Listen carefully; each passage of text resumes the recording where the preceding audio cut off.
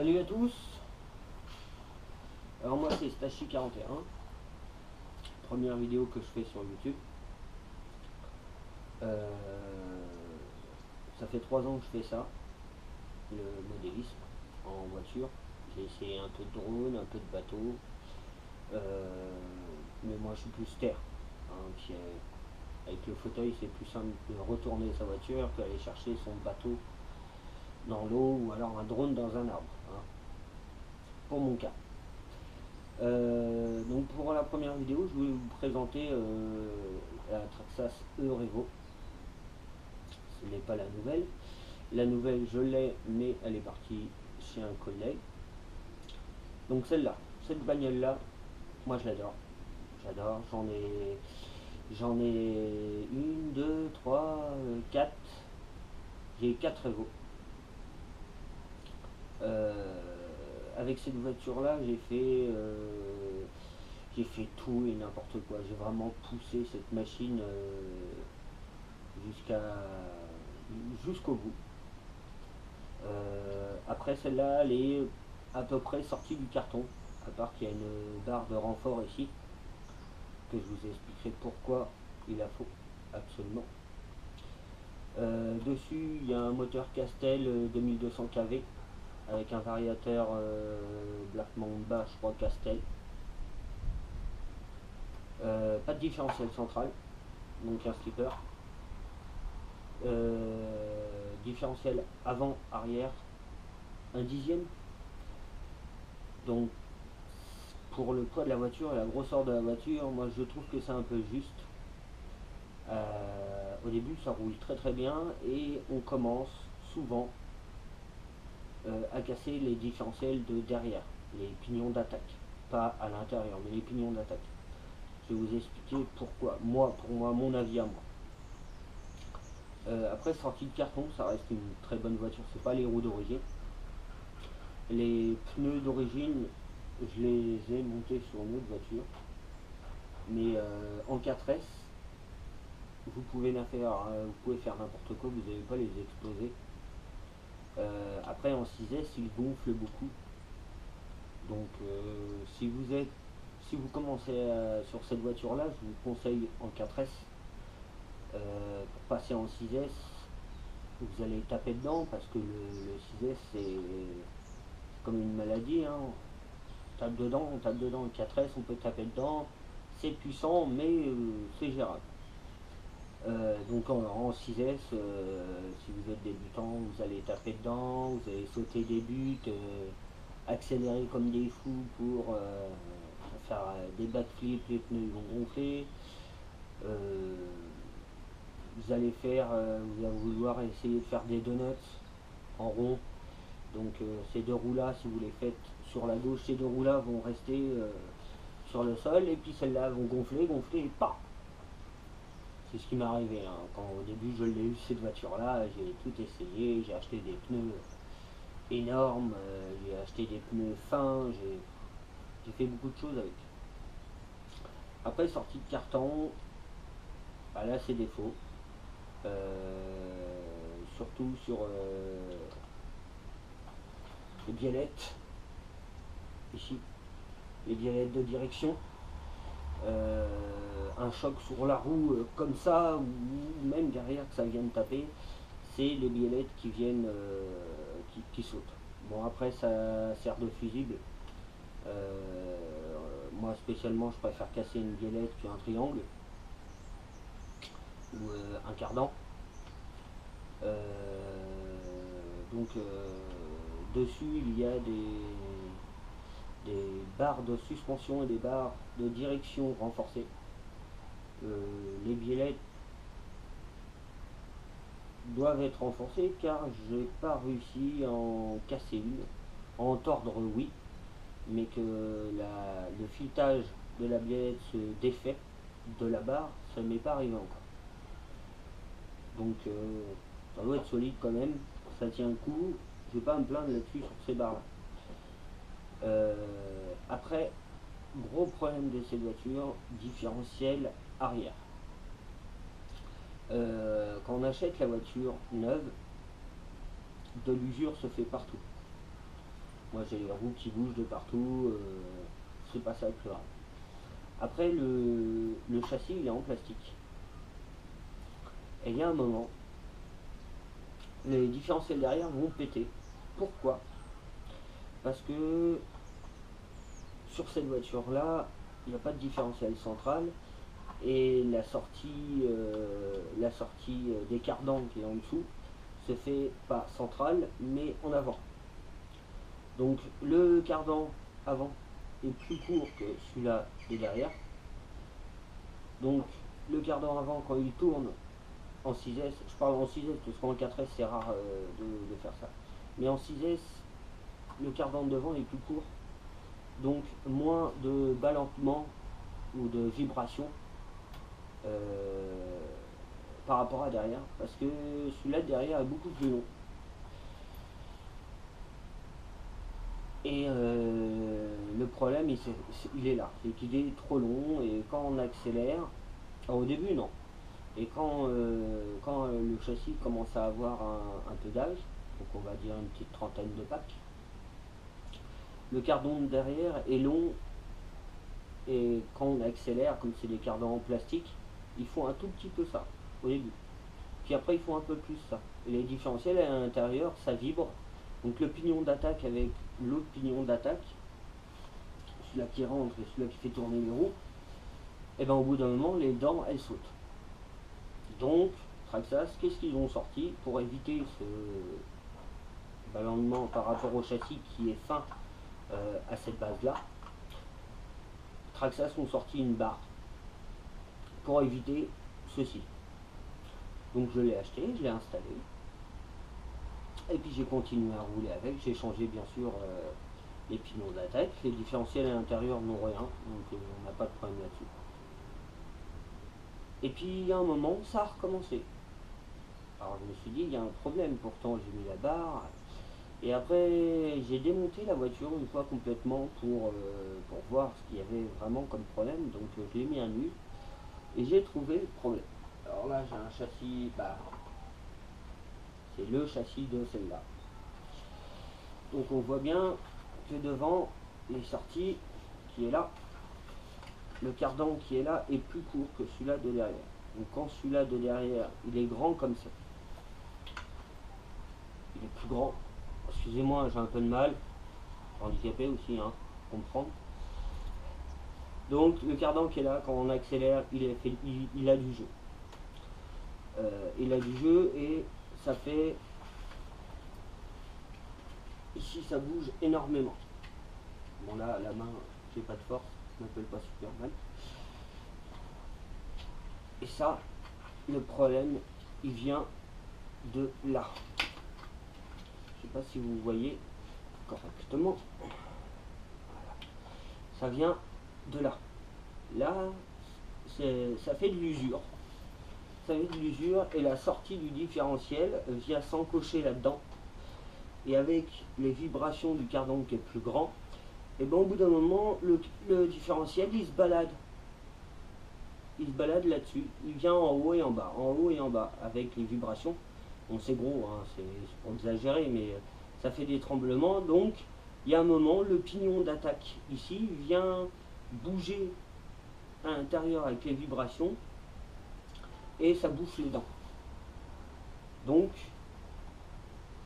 j'avais trouvé la panne, j'ai racheté un châssis complet,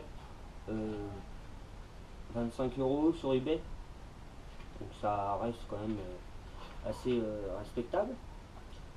J'ai changé le châssis, j'ai mis un châssis neuf et plus de problème, plus du tout de problème. Donc en fait, pourquoi les différentiels arrière craquent souvent, c'est à cause de ces petites pièces là.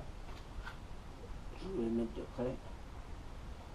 Alors après, comme solution, ce que vous faites, c'est quand vous refermez votre voiture, il y a tout le bloc du différentiel et les carters différentiels. Quand vous venez tout serrer, vous mettez une mousse juste là, une petite mousse que j'ai pas là, petite mousse compacte. Vous coupez un petit carré, vous le mettez là, vous le collez. Et quand le carter différentiel vient se mettre dessus parce qu'il y a déjà le différentiel dedans, et ben ça bloque, ça enfonce le petit différentiel qui est à l'intérieur vers le bas et ça fait une pression. Et après ça bouge plus. Et moi j'ai fait ça sur la mienne, même avec un châssis neuf, je l'ai quand même fait.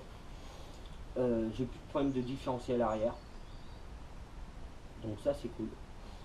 Et encore un petit défaut de chez Traxxas. Devant, on a les fixations de suspension qui sont là. Ici. Là, il y a deux trous là.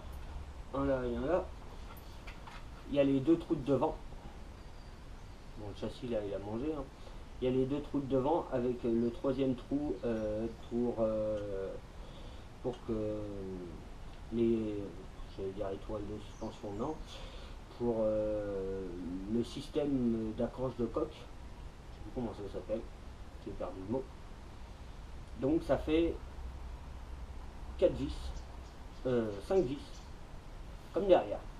1, 2, 3, 4, 5. En tout. 5 vis. Devant, il y a 2 vis en plus. Là et là. Donc en tout, ça fait quand même un point où on passe de 5 à 7 vis. Que derrière, et bien ils l'ont pas fait. Ils ont gardé les 3 trous pour la tourelle, le tourelle pour fixer la coque. Ils ont mis les trous de suspension comme devant, mais rien entre les deux. Donc là ça bouge énormément. Alors même avec une barre, bon, ça règle le problème, oui et non, parce qu'au bout d'un moment, bah, comme là c'est pas fixé, c'est fixé que là et que là, bah, ça fait une tension ici qu'on n'a pas devant. C'est pour ça aussi que les différentiels devant, souvent ils craquent rarement. On bouffe pas souvent les différentiels de devant. Les pignons d'attaque, on les bouffe pas parce que ça ne bouge pas, c'est vraiment fixe. Donc on passe de 7 à 5-10 derrière. Donc entre là et là, il n'y a rien. Il n'y a rien du tout. C'est le vide. Donc ça aussi, c'est un gros défaut du châssis sur la Revo. Sur la nouvelle Revo, ils ont réglé ce problème-là. Il y en a 5 devant, 7 devant. Et un peu plus de 7 parce qu'il y a une plaque en plastique qui vient dessus qui sert strictement à rien. Je ne sais pas si c'est pour protéger les suspensions ou pour faire le même travail, pour faire exactement le même travail que ça. Moi sur ma nouvelle Revo je l'ai pété 2 fois. Mais pour moi ça règle pas le problème que il n'y a pas de vis entre les suspensions et l'arrière, il n'y a pas de vis au milieu, et sur la nouvelle Revo il y a les vis mais ils ne sont pas vissés dans les carters différentiels de derrière, donc ça reste encore un point faible. Mais bon, la nouvelle Revo, j'ai jamais eu un problème, j'ai pas eu besoin de racheter de barre. Ça n'a rien à voir. La nouvelle Revo, pour moi, c'est le X-Max. Ils ont mis le X-Max dans la Revo. Bon, il y a beaucoup de défauts quand même. Pour la nouvelle Revo, tu pètes souvent ça, que tu es souvent en roue ou des backflips mal atterris, tu tombes sur le cul, et ben c'est cette tourelle-là qui casse. Là, derrière, elle casse, c'est pas le top. Après, les cardans. Alors, les cardans, ce qui est bien sur celle-là, c'est qu'ils sont télescopiques. Donc, quand on vient taper les 4 roues en même temps, ça se voit pas à l'œil nu, mais ils bougent. Oui, c'est télescopique, quoi, ça bouge. Donc, ils sont bien, mais ce que je dis en 4S, ça passe. Vous pouvez faire ce que vous voulez avec ces cardans en plastique. Vous pouvez vous amuser, vraiment taper dedans. Après, les compasses en 6S, il y a un moment, ça reste du plastique, c'est des cardans en plastique, et bah, ça casse. Le plastique travaille, et souvent c'est toutes les petites tétines à l'intérieur, les petits axes qui tiennent les cardans qui sautent. Le plastique qui prend du jeu, puis à un moment il casse. Moi, ce que je mets dessus, soit je mets des cardans, mais ça vous le verrez sur d'autres vidéos, parce que je vais faire des vidéos, parce que j'ai plein de voitures, et j'ai plein de trucs à vous montrer. Donc oui, souvent sur ces voitures-là, je mets des cardans renforcés, soit Hot Racing, ils sont bleus et noirs, ils sont télescopiques aussi, mais ils sont lourds, ils sont très lourds. Donc là, c'est le différentiel qui mange, parce que c'est directement branché sur le différentiel avec une petite vis qui traverse la sortie du différentiel. Comme là, c'est le même système que là. Donc là, c'est plus le différentiel qui mange après. Ou alors une deuxième solution, les cardans renforcés de chez Traxxas. Je ne sais même pas si c'est Traxxas, si. Cela. Après, vous allez me dire, bah oui, mais ça reste rigide. Ça reste rigide, non, parce que il y a quand même le cardan où, si vous voyez, la cloche comme ça, comme sur beaucoup de voitures où c'est le nonos qui vient rentrer dans le cardan, et il y a quand même du jeu. Donc on dit c'est bien les télescopiques, mais quand on tourne en 6S avec cette machine là, les télescopiques ils aiment pas. Pareil pour les cardans centrales devant derrière. C'est pareil, au bout d'un moment le 6S il va te les bouffer. Donc il faut passer sur des cardans plus forts, plus costauds. J'ai essayé tout type de cardans renforcés. Et pour moi ça reste quand même le meilleur. J'ai ça sur presque toutes mes Revo. Donc ça, pour moi ça reste le meilleur. Bon, ils sont un petit peu chers, c'est vrai qu'il y a moins cher sur eBay, mais si vous voulez faire du 6S et profiter de votre bagnole sans défoncer les différentiels, ceux-là sont très bien. Enfin, les cerveaux. Les cerveaux. Les cerveaux. Moi sur celle-là, je vais les changer. Je vais mettre des Savox 20 kg.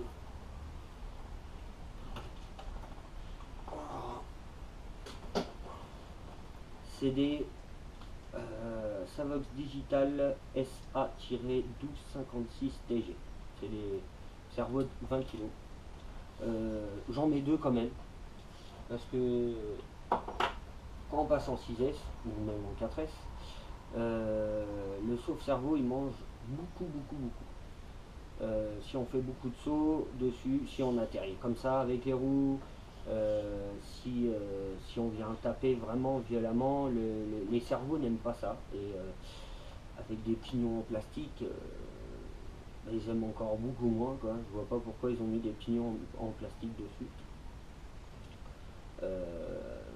Avec ce qu'il y a dessus, je pense que les cerveaux ils auraient pu mettre quelque chose de plus solide. Mais bon, sur toutes les Revo, c'est le même problème, hein. Sur beaucoup de voitures aussi, les cerveaux, c'est des gros problèmes, je trouve. Beaucoup de cerveaux d'origine ne tiennent pas. Donc moi, ce que je mets, c'est voilà, deux cerveaux Savox. Là, je vais les changer parce que elle commence à être fatiguée. Bon, avec celle-là, j'y suis allé doucement. J'y suis allé doucement. Bah parce que maintenant je contrôle un peu plus la machine et puis je commence à avoir de l'expérience. J'ai du X-Max, j'ai du Losi, j'ai de la grosse voiture et il y a un moment, la gâchette à fond, on explose les pneus et tout, il faut arrêter. C'est pas bon. C'est pas bon du tout. Donc maintenant j'ai un peu plus la gâchette, on va dire, douce. Cette voiture là je l'ai achetée. Quand je l'ai achetée il y avait des cerveaux d'origine dessus. Ça fait presque un an que je l'ai. Et je roule vraiment pépère avec. Je fais des sauts, hein, je tape dedans quand même. Et là ils commencent à être fatigués. Ils sont pas cassés, ils sont pas bouffés, ils sont fatigués, ils sont morts. Donc je vais les changer.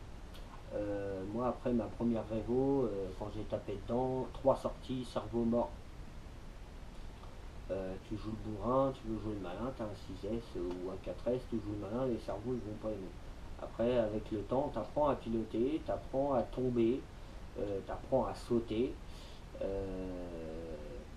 Donc tu fais plus gaffe et après les choses te durent plus longtemps, tu casses moins aussi. Parce qu'après tu comprends pourquoi tu casses quand tu fais des conneries. Il y en a, ils comprennent pas, ils sautent, ils cassent, ah ça a cassé, non. Il faut comprendre pourquoi tu as cassé et essayer de t'améliorer pour pas casser. Euh, Après, oui, j'ai parlé, il n'y a pas de différentiel central, donc il y a un slipper qui est un peu chiant à régler. Hein.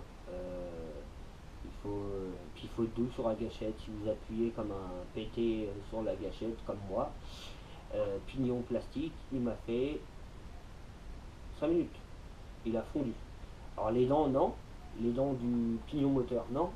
Mais en fait, le système du slipper, et ben, il y a un moment, bah, il a chauffé, et tellement qu'il chauffait le plastique.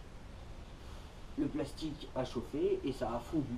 Là où il y a les 3 vis qui tiennent sur le slipper, c'est là que ça a fondu. Donc après le pignon il tournait dans le vide. Pourtant les dents étaient encore bonnes. Donc j'ai changé. Hop, j'ai remis le pad, tac, je suis reparti. 7 minutes ça m'a fait. 2 minutes de plus. Là j'ai eu la même chose. Mais ça c'était dans les débuts où j'étais un bourrin, où c'est une voiture, elle est capable de supporter 6S. On met 6S dedans, on tape dedans, rien à foutre. Et voilà, maintenant avec le recul, j'étais un bourrin, et je suis encore un bourrin, hein, mais moins. J'essaye que mes voitures elles me durent le plus longtemps maintenant possible. Donc maintenant ça fait un moment que je l'ai celle-là. Euh, j'ai déjà pété 2 cardans sur celle-là que j'ai changé et ça a repété. Donc il y a un moment, t'en pètes un, tu le changes, ça pète de l'autre côté, tu changes, et à un moment tu te dis bon en fait c'est d'usure, ils vont me péter un par un. Et c'est ce qui se passe. Donc je vais changer mes cardans, mes 4 cardans et mes cardans renforcés. Je vais changer mes cerveaux parce que bah, ils sont fatigués et puis ça tourne plus. Bah ça tourne mais c'est plus.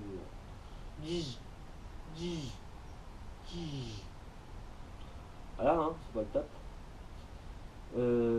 Après qu'est-ce que j'ai à dire de plus sur la voiture? Bah c'est tout. C'est tout, c'est tout. Peut-être que j'ai oublié des choses. Donc voilà. Donc c'est ma première vidéo, j'espère que ça vous plaira. J'ai plein d'autres joujoux à vous montrer. Genre celle-là en TT modifié. Presque full alu. Donc les carters en alu, enfin bref, celle-là c'est mon petit jouet, celle-là elle tape du backflip, elle a encore les roues d'origine, mais elle tape du backflip. Bon, l'alu c'est bien, et c'est dur. Le plastique c'est bien, et c'est souple. C'est très souple le plastique. Donc très flexible, donc ça prend des chocs, et ça tient le coup quand même. La preuve le X-Max, pour moi ça reste le best. Il vaut cher, mais franchement c'est un des véhicules où j'ai dépensé de l'argent où je ne suis pas déçu. Même elle hein, d'origine au début 700 euros machin, vu comment ça tient, tu joues le bourrin, tu casses, des fois il y a des trucs t'as un peu dégoûté, mais le X-Max le best pour moi, ça reste le best. Et ma nouvelle Revo 2018 là, bon elle est partie chez un collègue. Ça reste aussi une voiture très solide. Ils ont mis le X-Max dedans, bah, ils ont essayé, il y a des choses qu'ils ont réussi, ou ils ont fait les mêmes erreurs que sur celle-là. Bon, j'ai déjà tout expliqué, hein, je ne vais pas le redire 50 000 fois. Donc voilà, j'ai une Revo alu en TT. Alors au début elle n'était pas prévue d'être en alu. Mais j'ai acheté des pièces et puis j'ai acheté des Revo qui avaient déjà des pièces en alu que j'ai récupéré, j'ai mis dessus. Donc il y a du vert, du orange, du bleu, du rouge, un peu toutes les couleurs. Après, j'ai transformé une Revo. Vous l'avez vu aussi. J'adore la vue. C'est joli. Mais en piste. Donc, j'ai coupé les barres de suspension pour, pour avoir moins de garde au sol.